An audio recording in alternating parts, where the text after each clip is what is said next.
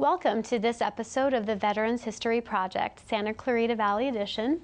The Veterans History Project is an initiative of the American Folk Life Center at the Library of Congress. The Santa Clarita Valley Edition is spearheaded by College of the Canyons in association with the Santa Clarita Valley Senior Center, SCV TV, and Vets Back to Warzone. The project relies on volunteers to collect the oral histories of U.S. military veterans and support personnel who served in active war zones. My name is Christine Bitter, and my guest today is Hobart Ellis, a veteran of the Vietnam conflict. Hi, Hobart. Thank you for being here with us today. Thank you for being invited. Well, why don't you start with us at the beginning. Tell us whether you were drafted or enlisted and... No, I was not drafted. I graduated from high school, and individuals that were the age of 18, because at that time I had not turned 18 at this particular time. I had a few weeks yet before I turned 18. They had already received their draft notice. So I told my father, which at that time was out of work because of the employment situation. In the town that I grew up in, Portsmouth, Ohio, jobs were not plentiful. Mm-hmm. So I didn't want to be a burden on my mother and father, and I had 3 other brothers still at home. I was walking through town looking for a job, and I seen the Marine Corps recruiter. And I went in there not knowing anything about it, but I did not want to go to the Army, because all of my other family members had served in the Army in the Korean War and World War II and World War I. So I wanted to be a little different. After going into talking to the recruiter, he was saying, you know, I would have to wait until I turned 18, which was on July the 17th. I went back and I told my father what I had already done without the permission, because I thought it would be better, and this way, you know, as the recruiter explained to me, I would be able to send some money back to him, not realizing that the pay was only $69 a month. Okay. But it was free room and board and training. Now, the training part of it, I knew I could complete, because when I was in the high school, I played football, ran track, and did all the other activities.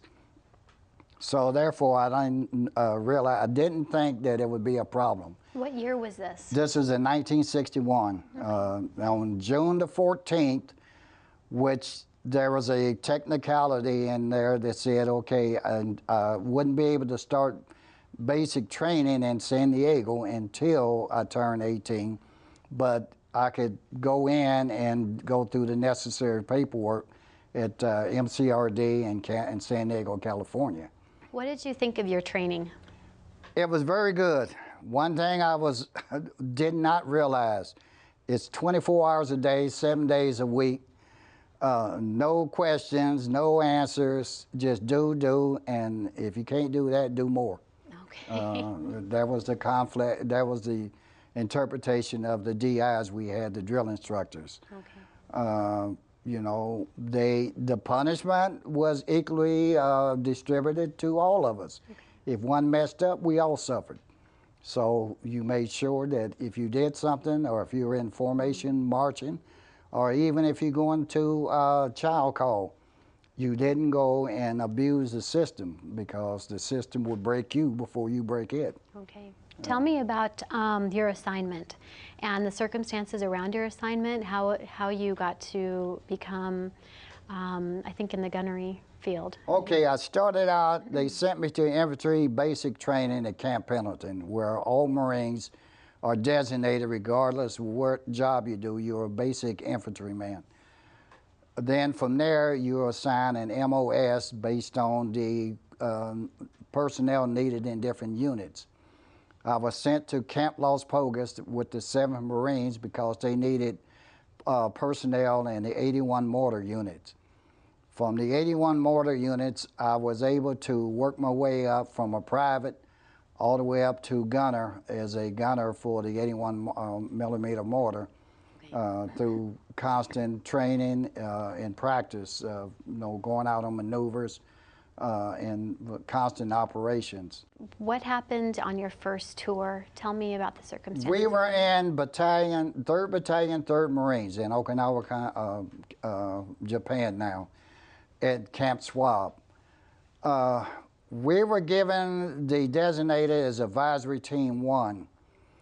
The orders came down from a higher echelon that we needed to be transported to an unknown country of origin to participate in operations.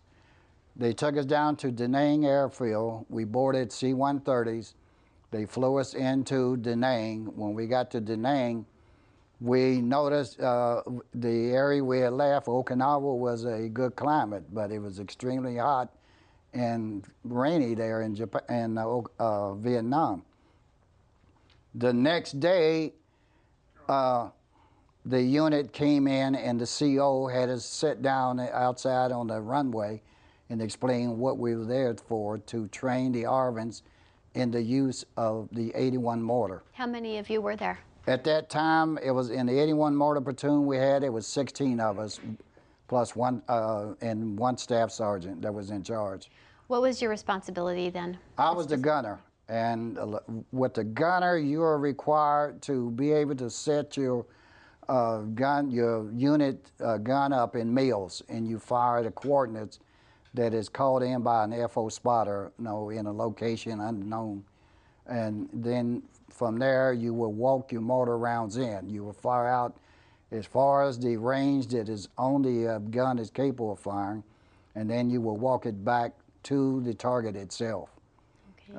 So we did that to emphasize to the ARVNs what they need to do, and then we broke down in smaller units and we observed each one of them as they were doing the training. Tell me about your second tour after that. The second tour was a experience all of a sudden. Before I entered the second tour of Vietnam, I was sent to the Marine Corps Supply School in Camp Lejeune, where I attained the MOS of 3041, which was a supply sergeant.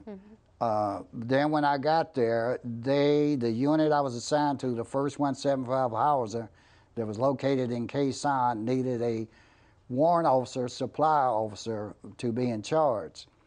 The Marine Corps had a shortage of supply officers, so by being the senior staff officer, at that time I was a staff NCO, East 6, I was designated as the temporary warrant officer for the unit. What were your responsibilities there? Responsibilities were to make sure we had all the supplies needed to operate a gun crew: ammunition, ammo, weapons, clothing, food, gasoline, generators, radio batteries. How large was the crew there?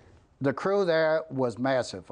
There was thousands of us. It was one thing about it, being in Khe Sanh, you probably heard of, it was not just Marines. We had Marine personnel from Korea, and we had Marine personnel from Australia also served with us at that deal.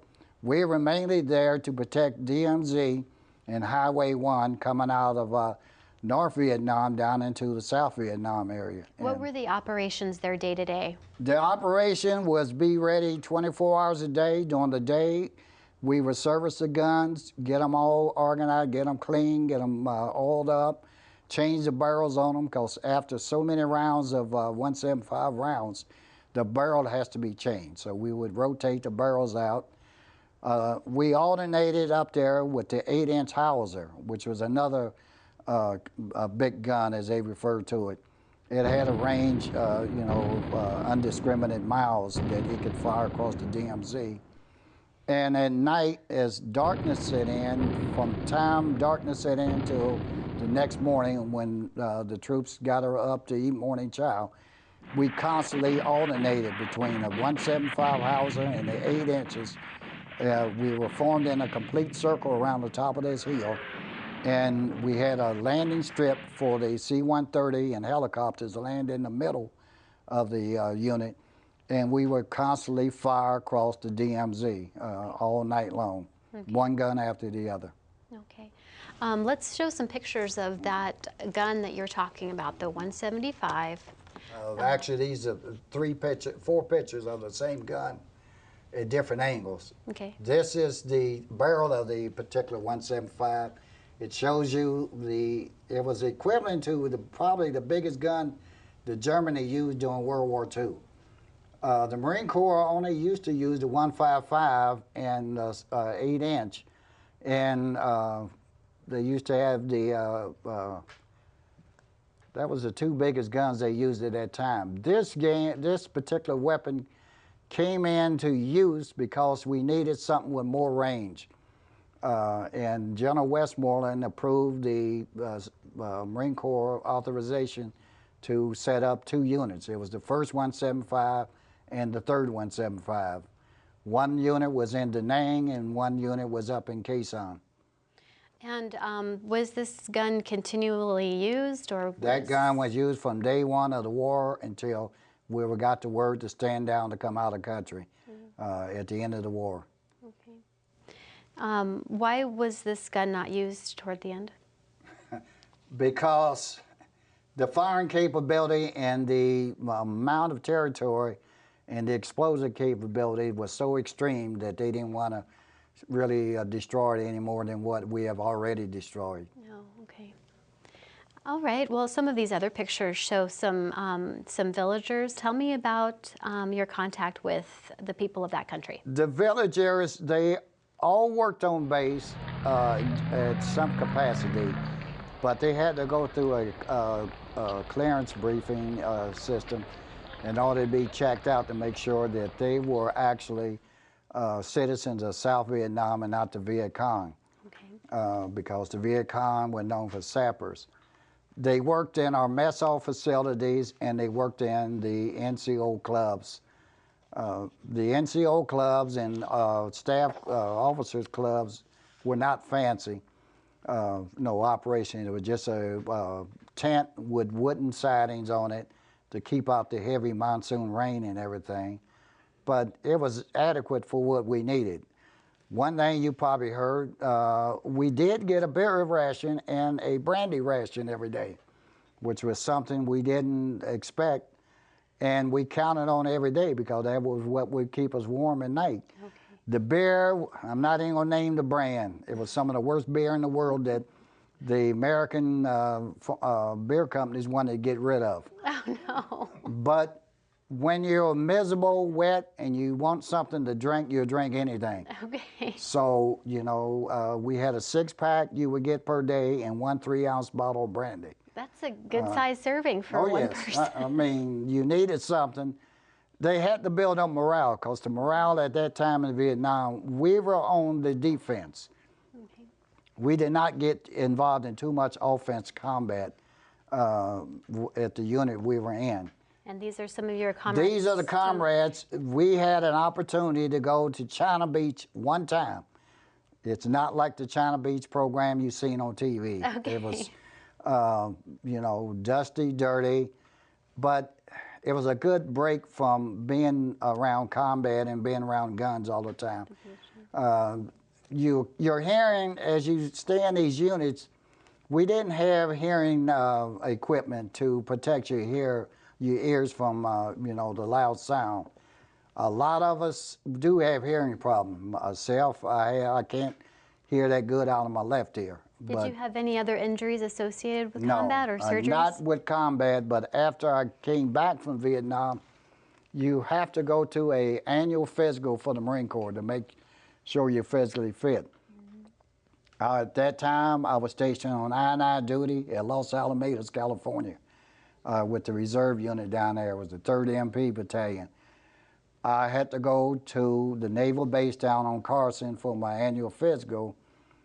From the physical, I had 2 enlarged goiters on each side of my neck, and I had a problem with my lungs. So they needed to go in and remove the goiters and operate on my lung because of the terrain and the moisture and everything. It got infected. You know, so after I got out of the hospital, I went back to the unit, and then about 3 months later, I came back over for a medical review at the hospital. And at that time, they advised me you know, that it's a good time to call it a career to the service, because with the constant running and all the activities you're required to do, my body wouldn't be able to function 100%. What year was this that you were discharged? This was in 1974. Okay. So with that suggestion, like I said, at that time, I had already done almost 14 years. I did 13 years, 7 months.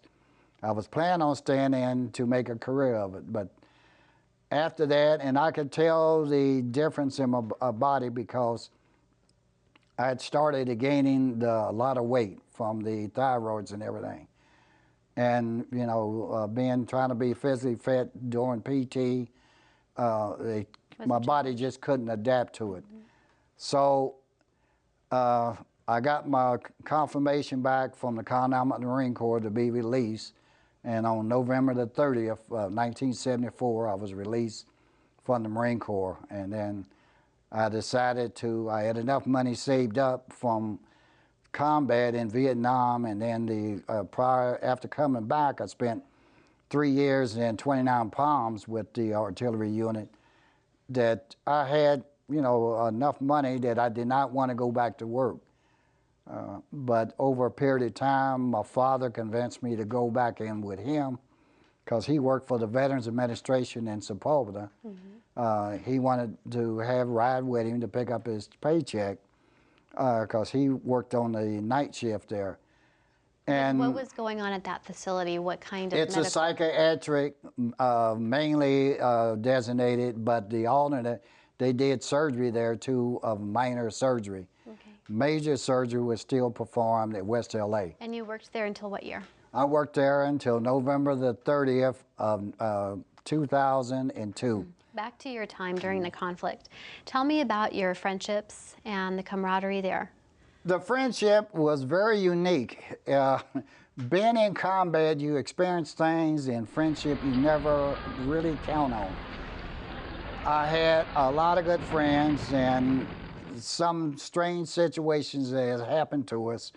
As you know, you can't wait until you do 6 months in country so you can get your R&R. And when our number came up, the first sergeant called us in that we put in for Australia and Hong Kong, and he told us, well, we could go to Hong Kong. So we boarded a chopper. They took us down from where our location was then to Da Nang, to Freedom Hill.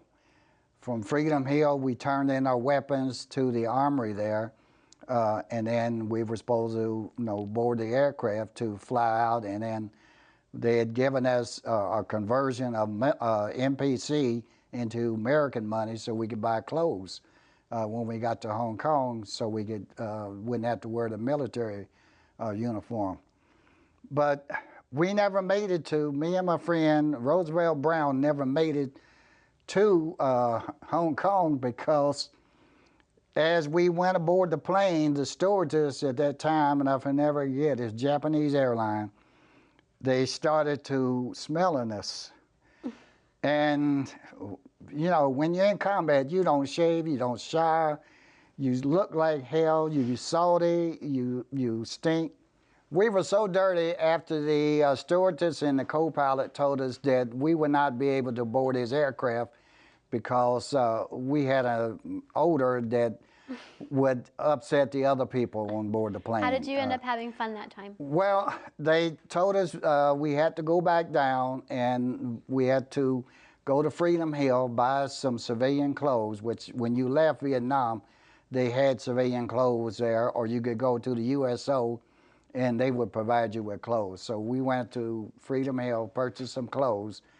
The next morning, we got up bright and early, got a shower, took all the shaving lotion we could splash on us, and, you know, put a new clothing on and went back out. And we took the first available plane, which was going to Australia. So that turned out really nice for us. We got back, came back to Da Nang, and then we went back to our hill. And at that time, Bob Hope was over with a troop of USO personnel. Being up there, it was a stand-down procedure, in effect where we could go down below and spend one day down there and enjoy the USO show, which prior to it is, say, you have to turn in all your rifles, your pistols, your hand grenades and everything, so nobody would create a ruckus inside the area there. And as we were sitting up on the hillside at the particular event, we noticed of all the American females they had on the stage, there was only one that caught our eyes, and that was Lola Falana. Okay. Tell us about Lola. Lola was the best. I don't care. We must have been maybe half a mile away, I guess. We kept inching our way up, and for that time, that was the best looking woman we ever seen. So, you know, we wanted to get as close as we could, but they had, you know, the MPs will only let you go so close. But after that, we didn't have a mascot. Everybody else, all the units, they had a pinup. You go into the hooch, which we call the living quarters, when we were not on patrol or combat operations. And they had, you know, Nancy Sinatra and all the other famous people at that particular time, pinups hanging in their work area and everything. We had no black pinup. So she was adopted as our USO, American, African-American, is a new term now, but then we were referred to as Africans, pinup. And everybody there used to carry her photograph inside your steel pot. Wonderful. You know, when times got hard and you kept thinking about when this going to get over, you would take out her photograph and look at it, and it'd give you the, it'd give you the morale that I'm going to live through this because I got to get back and at least see her. Talking about your African-American background, how did that come into play when you were in combat with your comrades? Was there a difference there that you felt? Or? There's quite a few differences. As you know, the Marine Corps was probably one of the last units to really come, you know, to end segregation. We had one sergeant major that was an honorary sergeant major, Sergeant Major Huff. But we had no, all the time I was in until I got to Okinawa, we never had a black officer. When we got to Okinawa, we only seen first lieutenants, second lieutenants, and one captain. As I said, I remember he came in an F-18 aircraft to land there to get refueled, that he was on a bombing mission. And that was Lieutenant, well, that was Captain Frank Peterson at that time. Later on, through a number of years and through his hard training and everything, he became a lieutenant general in the Marine Corps, the highest ranking black to ever obtain general rank in the Marine Corps. And to this day, he still is the highest.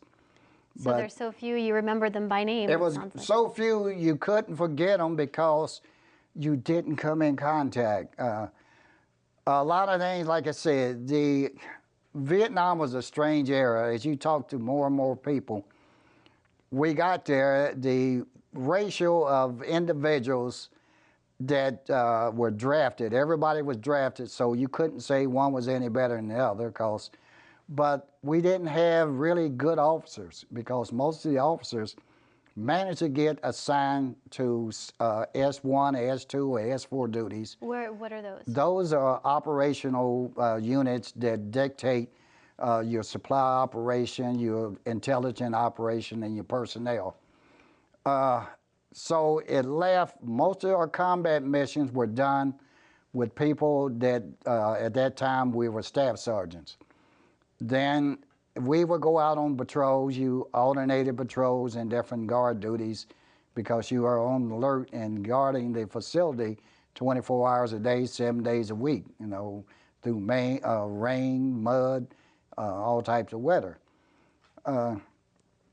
So that was the basic. We didn't have a way of being a tight group, so the blacks there decided we were adopted the particular situation. We all wore green towels around the neck, which symbolized the salt, because as you wore the green towels and going on operations during the day, you would sweat so much from salt that the towel would turn green. It would be spotted green. Oh.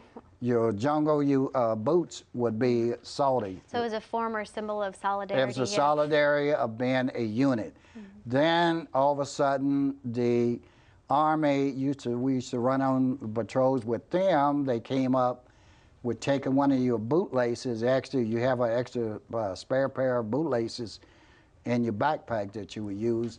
So we used to weave them into wristbands. So that's how the black wristbands came up. So as you came and you passed each other in formation, alternating from position to position, we would touch the wristbands that indicated you survived, I'm gonna take over now. Okay. And so we needed something to be in touch with, because people that were coming in new from the States kept telling us about how bad it was here, being referred to as baby killers, this and that, burning people to death, the few incidents of the magazines that were over there, that were out there. I can say one thing, our unit was fortunate. We didn't have any attachment of newspaper people, and we never did anything out of the way like they had in My Lai, which is, is another story all to itself. But we tried to act responsibly, to do things right. Well, thank you so much for your time, Hobart. I feel like we could go on and on about this subject, but we're going to have to close for now. Thank you very much. Thank you very much for being invited, and I'm glad to participate. Great. And thank you for watching. If you'd like to see more Santa Clarita episodes of the Veterans History Project, log on to scvtv.com. I'm Christine Bitter, and we'll see you next time.